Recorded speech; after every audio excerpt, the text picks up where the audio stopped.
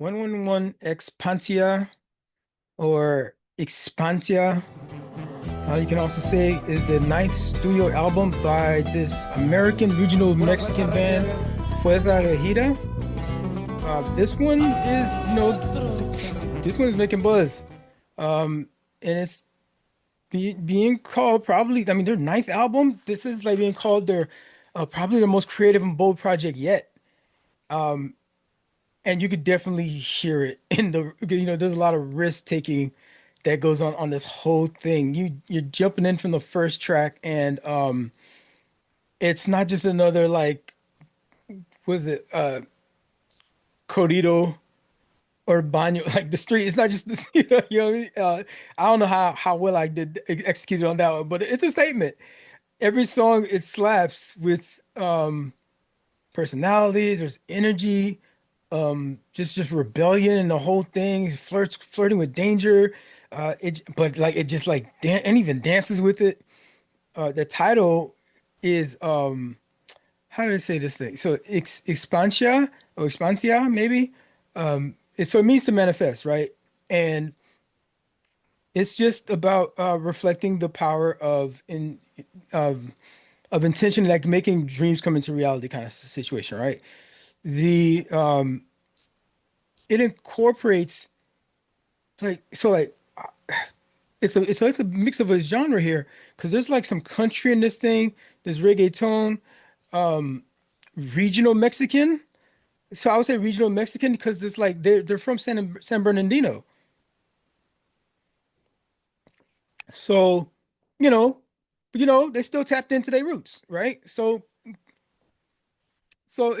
they're not physically, it's not music physically coming out of Mexico. I guess that would be a subgenre. I don't know. I don't know. I'm not the gatekeeper for their community, so like I don't know. Would they consider them? When folks in Mexico consider Fuerza a Mexican band, or would they be like call it like, oh, there's a Mexican American band, right? So I don't know, but and then also throw in this fact that there's some EDM in this stuff, right? And so it's like, hold on, man, you being a little too different on occasion, right?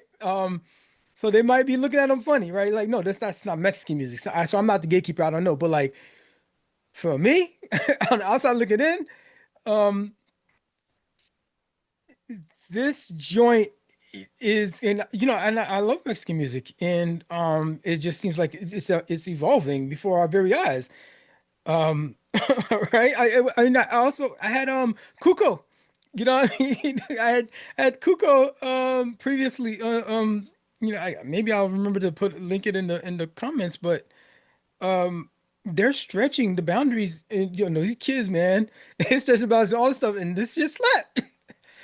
Um, what I love most about it is the fearlessness of it, because I wasn't even rocking with the EDM joint that they got on there. Like the album was just like it's good. Like there's barely any drums anywhere in this thing, barely. And then they introduce it. I mean, because they're using that slap. That what do they call that thing? I thought I wrote this now. A tololoche. Yeah, I think it's tololoche. And he's got that doing that with like some a trap hip hop delivery. You, that's stretching hip hop too, right? Mexican rap. Um, and with his voice, he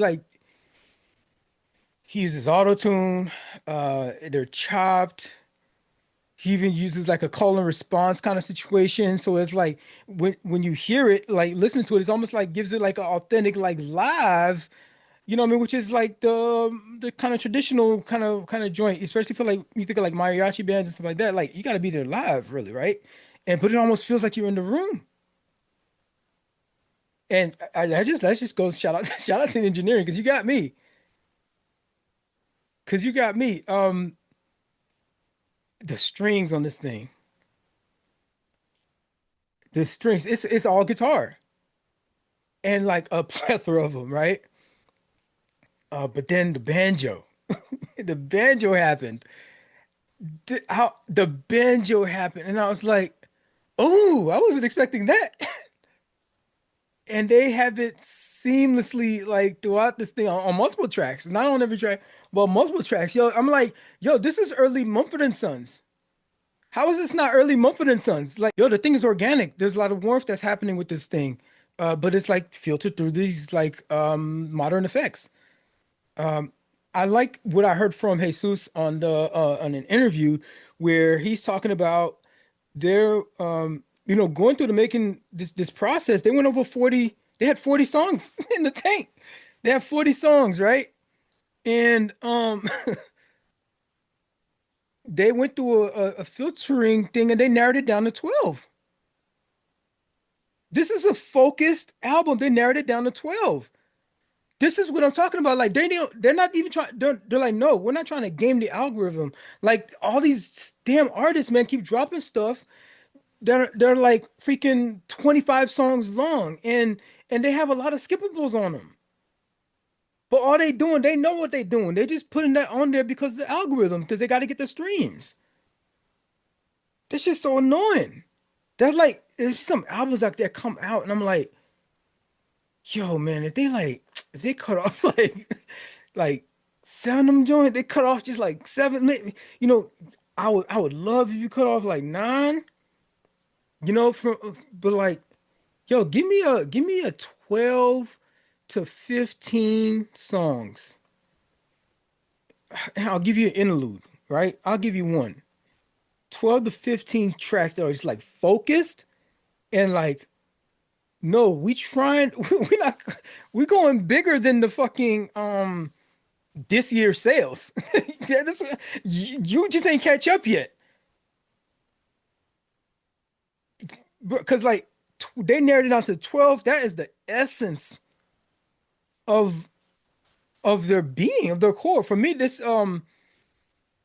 you could just like press shuffle and just like play any track as the first track of the day or whatever they had, like the first track from them, and that gonna bang. I'm guaranteed it's gonna bang. It's gonna pay out. You don't get better odds than this, right? It's gonna bang. Even that one EDM one is like I'm like it's something about it.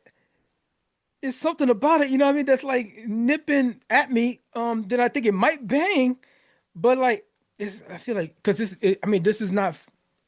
I don't think they had me in mind when they made this album. So it's like I don't know. Um, but it just don't completely like land with me on that one track, and that's one track. But it's a lot of people out there that be like, you just ain't catch up yet, Darwin. You know? And then like I'm gonna, what's the evolution of this concept or that fusion maybe gets a little bit more I don't know, palatable or transitions more or just becomes bigger and just consumes and makes its own space. Um, it might be there, and like I'm just not seeing it. So that shit might bang. You know what I mean? There's a good chance, because I think it might be something there. It might be something there. Um, but the track though that is just like mesmerizing, and that just like sits with me is Tucson Show. That's what I thought I was gonna say earlier. Okay, Tucson Show. Yeah, I'm gonna listen to it because this song fucking sends me, right? Fucking crying laughing over here. All right, all right. Um, Tucson Show samples that LD Golden sample from 2012. Yeah, and Tucson. Okay, and they crush, and they crush. Y'all know this one too. Y'all know the sample because um that pound cake, right? Drake and Jay-Z, right? And Drake and Jay-Z, Lil Baby did it too. Lil Baby did with in a minute. But that Drake and Jay-Z pound cake, that sample, that sample went so hard and it was just so subtle. I want to I want to listen to the song, to the original Ellie Golden song, the whole song, and that piece that they sampled is like 10 seconds at the very beginning of that song. And and she don't never do it again. She never revisits it for the rest of the song. Never revisits it. Like, I'm like, for the producers to have picked up that's the part out of this song from 2012 when they made Pound Cake. That's like that's that 10 seconds that's gonna bang, that's gonna hit, that's gonna stick, right?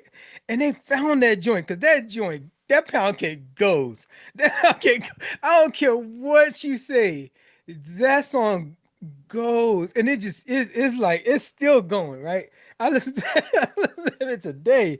That joint's still going, right? Um, and and that was just 10 seconds. Now that producer found that joint, that little nectar, right? And and you know, people were clowning Jay-Z because of what was it? How many times he said cake? How many bars was that, right? He was just going, I'm like, okay, yeah, you know what I mean? Like when I first heard it, right? And I'm like, and then pound cake, what I mean, upside down cake, did all the entendres and whatnot, and metaphors and whatnot. I got that part right, but that cake kind of stuck with me. I was like, that won't quite sit right with me, right? But listening to it, listening to it now, I don't know, it kind of grew. Right? I sound like a crazy hypocrite. I know, I know how it sounds, but like listening to it now, it's like. Yo, okay, yo, I'm singing it along. I feel like it go. I feel like maybe I missed it at the time, but like I kind of get it now. I think I get it, right? And it's like it slaps. The whole song is good now. It's like okay, the song is perfect. I don't know. Maybe I'm like special pleading or one of the logical fallacies. Uh, Whatever. So yo, but so that song is amazing. I say all that to say to say this. This is the crazy thing, and I'm gonna go out of here and let me say this. Dusancho is the best of that three in the sample. They kill it. Yo, if you really appreciate art, this is crazy. This is hilarious to me. I'm sorry. Yo, if you really appreciate art and you listen and you lock in with Fuerza Regida's track to Sancho and you listen to it good, you would have to agree. You would have to agree. Like, yeah, they did it best. Like, and pound cake goes in a minute goes, right? Oh man. And they killed that joint. They killed that joint, bro. This the only reason the only reason this doesn't win a Grammy of some kind, um, is because I guess they saw the word Mexican in the whole regional Mexican joint, and you know what I mean? They're like, wait, what? And there's a new like border policy now. So like even with the music being made here, if you identify it as the word Mexican, anyway, I don't know. Crazier things have happened, right? Um, but yeah, man, this joint is good. This joint is good. The music is sonic. It's an adrenaline rush straight out of like somewhere out of like southern Mexico. Um, it's raw, full of life. It's reckless. This joint is powerful. It's this type of thing where it's so confident. Jesus is so confident on this joint. He just like breathes it on the track and into you, right? It makes you want to like it makes you want to take up space. That's what it does. Like it's you gotta lock in though. At least on the you know what? At least on the first listen, you gotta lock in. Because you're gonna go back and like mind you, I don't even understand the words they saying. I had to go get like Google Translate, right? The second time around, right? First time I listened to it, I was like, okay, I'm just gonna listen to it the way it's meant to be, like just receiving it, and then I'm gonna go learn something on it. And so I appreciate it on a different level. So it took me a couple listens to be like, oh, I'm hearing the sound. You know what I mean? Then I, come listen to the stuff that they're talking about. You know, what was this one? Did I have the notes on this? I don't think I have the notes on this other one.